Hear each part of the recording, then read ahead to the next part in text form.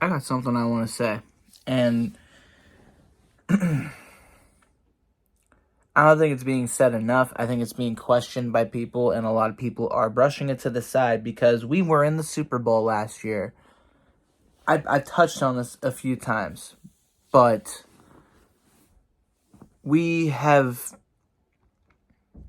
quite the history here in Philly where we are not afraid to move on from certain coaches, certain talented players, the like, despite what we as fans might think over previous seasons. There are some times where we just completely don't agree at all with what has happened.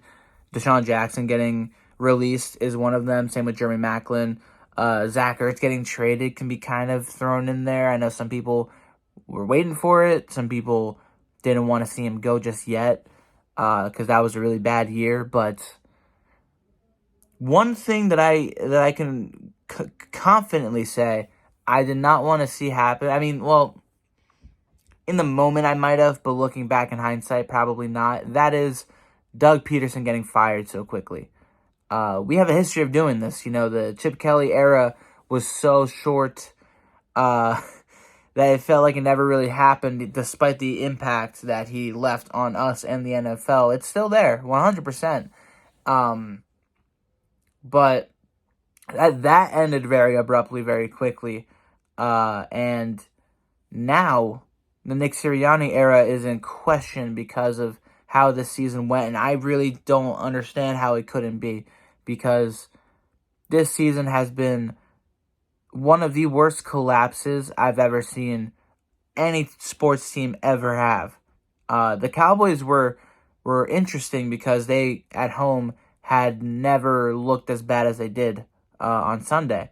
But the Eagles, it was a month's worth of football, a month and a half, almost 2 months worth of football where this team just did not know how to function. And there had been problems beforehand, sure, and you can pinpoint where and what and think about how certain things went a wrong way and how you could have predicted this to happen. Sure, of course. We were all saying that throughout the entire season. The way that we started the season against the Patriots had us head scratching a lot, but we were brushing it to the side because, hey, new coordinators, it's only week 1, and then it was only week 2, and it's only week 3. And then by the time you knew it, it's October. We're about to approach the gauntlet, and we're struggling. We just lost to the Jets. We took care of business against the Dolphins, but then we looked questionable against the Cowboys. Still took care of business. Went on our bye week. Did what we did against the Chiefs. It was ugly on both sides, and then San Francisco happened.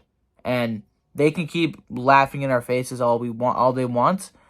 At the end of the day, this was bound to happen because this team, from the top all the way down to the bottom, has been held back by inadequate coaching, and that starts with Nick Sirianni.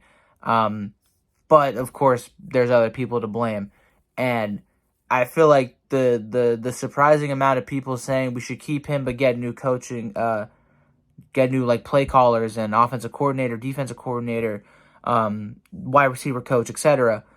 I'm really surprised because an issue this big that has gone through so much of the season, that has shown itself to be an underlying problem until it blew up in our faces in early December, can only be fixed if you truly restart. The talent is here. You're going to lose a lot of players, but guess what? The young players need to shine. You can keep Brandon Graham and Fletcher Cox if you really want to, and if they want to stick around and they have more gas left in the tank, that's totally fine. But I want to see that secondary rehauled. I want Darius Slay gone. I want Bradbury the hell out of Philly. Avonte Maddox, you're on the chopping board. You only played 2 games after your injury, so I can't be too upset, but you still were not good.